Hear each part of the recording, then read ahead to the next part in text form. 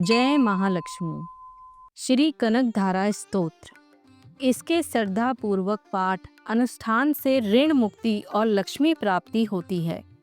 कहा जाता है कि आचार्य शंकर ने इसका पाठ करके स्वर्ण वर्षा कराई थी। जैसे भ्रमरी अध खिले कुसुमों से अलंकृत तमाल तरु का आश्रय लेती है, उसी प्रकार जो श्री हरि के रोमांच से सुशोभित श्री अंगों पर निरंतर पड़ती रहती है तथा जिसमें संपूर्ण ऐश्वर्य का निवास है, सब मंगलों की देवी भगवती महालक्ष्मी की कटाक्ष लीला मेरे लिए मंगलदायक हो। जैसे भ्रमरी कमल पर मंडराती है, उसी प्रकार मूढ़ शत्रु श्री हरि के मुख की तरफ बार बार प्रेम से जाती है और लज्जा के कारण लौट आती है। वह समुद्र कन्या लक्ष्मी की मनोहर दृष्टिमाला मुझे धन प्रदान करे। जो सब देवताओं के अधिपति इंद्र के पद का वैभव विलास देने में समर्थ है, मुरारी श्री हरि को भी अधिक आनंद देती है तथा जो नील कमल के समान मनोहर जान पड़ती है, उन लक्ष्मी जी के अधखुले नयनों की दृष्टि मुझ पर थोड़ी सी अवश्य पड़े। भगवान विष्णु की धर्मपत्नी श्री महालक्ष्मी जी का नेत्र हमें ऐश्वर्य देने वाला हो, जिसकी पुतली तथा बेरोनिया अनंग के वशीभूत हो। अधखुले नयनों से देखने वाले आनंद कंद श्री मुकुंद को अपने निकट पाकर कुछ तिरछी हो जाती है। जो भगवान मधुसूदन के कौस्तुभमणि मंडित वक्ष स्थल में इंद्र नीलमयी हारावली सी सुशोभित होती हैं तथा उनके भी मन में काम का संचार करने वाली है। वह कमल कुंज वासिनी कमला की कटाक्ष माला मेरा कल्याण करे। जैसे मेघों की घटा में बिजली चमकती है, उसी प्रकार जो केटभ शत्रु श्री विष्णु के काली मेघमाला के समान श्याम सुंदर वक्ष स्थल पर प्रकाशित होती है, जिन्होंने अपने आविर्भाव से भृगुवंश को आनंदित किया है तथा जो समस्त लोकों की जननी हैं, उन भगवती महालक्ष्मी की पूजनीय मूर्ति मुझे कल्याण प्रदान करे।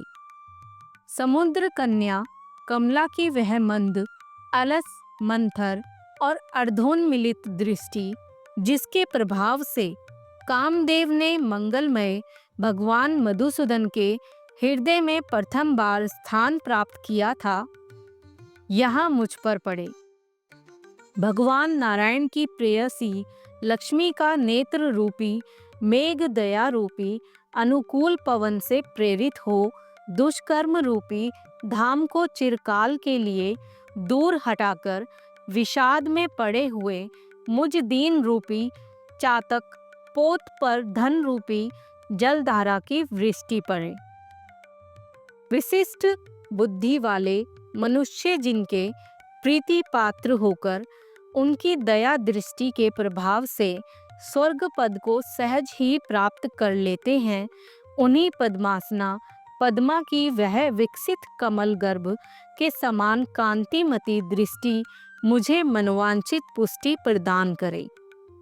जो सृष्टि लीला के समय वाग्देवता ब्रह्म शक्ति के रूप में स्थित होती है, पालन लीला करते समय भगवान गरुड़ ध्वज की सुंदरी पत्नी लक्ष्मी या वैष्णवी शक्ति के रूप में विराजमान होती हैं तथा प्रलय लीला के काल में शाकंभरी भगवती दुर्गा अथवा चंद्रशेखर वल्लभा पार्वती रुद्र शक्ति के रूप में अवस्थित होती हैं।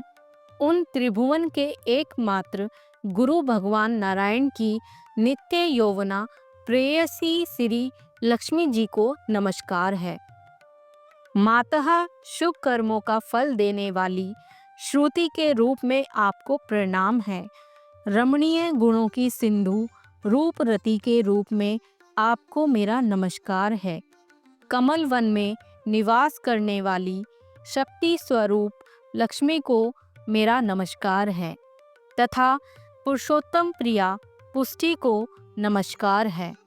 कमल वंदना कमला को नमस्कार है।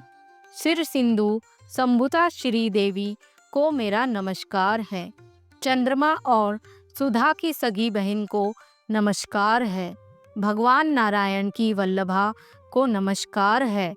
कमल सदृश नेत्रों वाली माननीय माँ, आपके चरणों की हुई वंदना संपत्ति प्रदान करने वाली, संपूर्ण इंद्रियों को आनंद देने वाली, साम्राज्य देने में समर्थ और सारे पापों को हर लेने के लिए सर्वथा उद्यत है।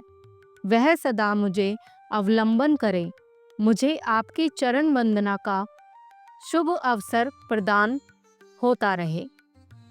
जिनके कृपा कटाक्ष के लिए की हुई उपासना उपासक के लिए संपूर्ण मनोरथों और संपत्तियों का विस्तार करती है, श्री हरि की हृदयेश्वरी उन्हीं लक्ष्मी देवी का मैं मन, वाणी और शरीर से भजन करती हूँ। हे भगवती हरि प्रिय, तुम कमलवन में निवास करने वाली हो। तुम्हारे हाथों में लीला कमल सुशोभित है। तुम अत्यंत उज्जवल वस्त्र, गंध और माला आदि से शोभा पा रही हो। तुम्हारी झांकी बड़ी मनोरम है। त्रिभुवन का ऐश्वर्य प्रदान करने वाली देवी मुझ पर प्रसन्न हो। दिग्गजों द्वारा स्वर्ण कलश के मुख से गिराए गए आकाश गंगा के निर्मल एवं मनोहर जल से जिनके श्री अंगों का अभिषेक स्नान कार्य संपादित होता है, संपूर्ण लोकों के अधीश्वर भगवान विष्णु की गृहिणी और क्षीर सागर की पुत्री उन जगजननी लक्ष्मी को मैं प्रातःकाल प्रणाम करती हूँ।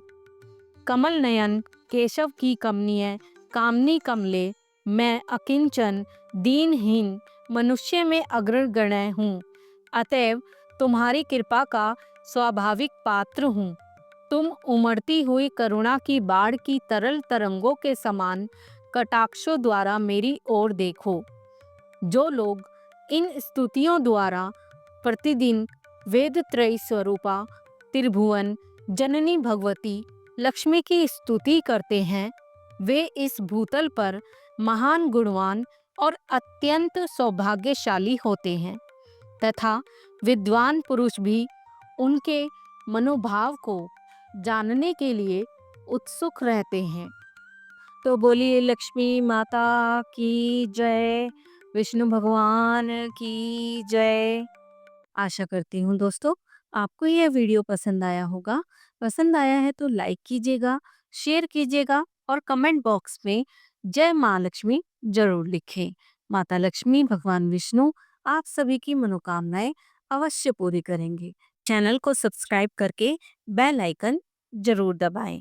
फिर मिलते हैं अगली वीडियो में। तब तक के लिए खुश रहिए, स्वस्थ रहिए। धन्यवाद।